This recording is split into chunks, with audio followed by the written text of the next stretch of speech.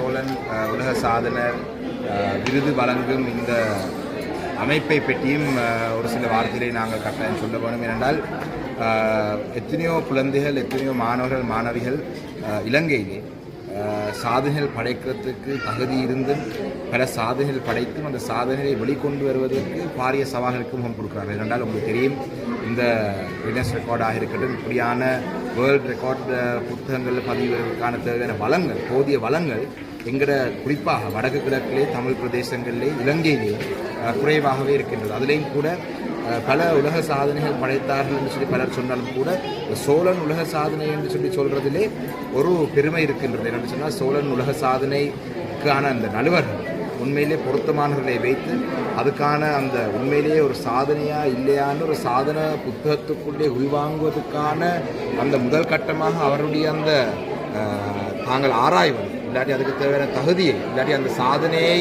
இன்னும் கூடுதலாக ஏற்றுக்கொள்ளக்கூடிய, அதாவது சமூகத்துக்குள்ளே ஏற்றுக்கொள்ளக்கூடியதை மாத்திரம்தான் சாதனை எடுக்கிறார். நான் நினைக்கின்றேன், எங்களுடைய மட்டக்களப்பை சேர்ந்த இந்த சோழன் நடுவர்கள் கதிரவன் ராஜா உட்பட குழுவினரிடம் பேசிய பொழுது அவர்கள் சொல்லியிருந்தார்கள், எத்தனையோ பேர் இந்த சாதனைகளுக்கு பதிவு செய்வதற்கு முன் வந்தாலும் கூட மிகவும் கடுமையான ஒரு தெரிவுகள் நடத்தி தான் அந்த சாதனையாளர்கள் தெரிவு செய்கிறார்கள்.